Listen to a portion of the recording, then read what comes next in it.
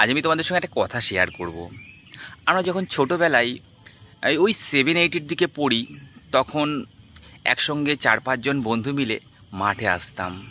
পকেটে করে লঙ্কা এবং লবণ সঙ্গে করেই নিয়ে আসতাম। আর একটা কলার পাতা কেটে 2-3টে আম, 4-5টা আম কুড়িয়ে নিয়ে সত্যি সেই আমগুলা ছাড়িয়ে কলার পাতার উপর রেখে একসঙ্গে লঙ্কা দিয়ে লবণ দিয়ে মাখিয়ে 4-5 জন বন্ধু মিলে একসঙ্গে খাওয়ার মজাটাই ছিল অন্য রকমের।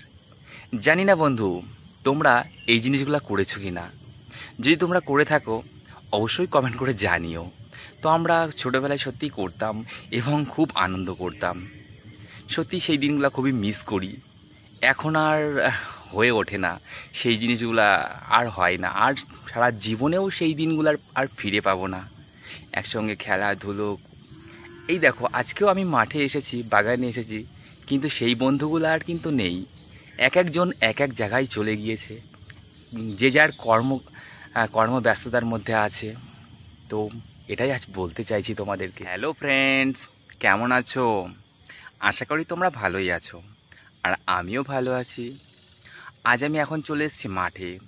তো মাঠে এসে এই বাগানের দিকে একটা আম কুড়িয়ে পেয়েছি। তো আমটা এখন ছাড়িয়ে আমি খাচ্ছি।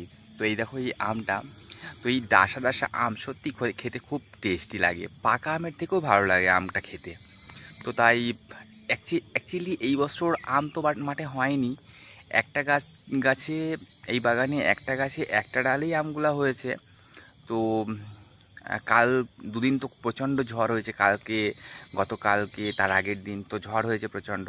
তা আজকে আমি এসে একটা বাগানে দেখলাম আম গাছতলায় আম পড়ে রয়েছে। হয়তো সব কুড়িয়ে নিয়ে চলে গিয়েছে, আর বাদবাকি একটাই হয়তো পড়েছিল, দেখতে পাইনি, আমি পেলাম। তো তার জন্য আমটা বসে বসে খাচ্ছি ছাড়িয়ে। সত্যি খুব ভালো লাগছে খেতে। তোমরা কে কে আম খেতে চাও তো চলে এসো, আর কমেন্ট করে অবশ্যই জানিও কে কে আম খেতে চাও। তো ঠিক আছে, যার ভালো লাগবে সে অবশ্যই কমেন্ট করে জানাবে এবং আমার সঙ্গে যোগাযোগ করো, আমি নিশ্চয়ই তোমাদেরকে আম খাওয়াবো। ওকে বন্ধু, ঠিক আছে, ভালো থেকো।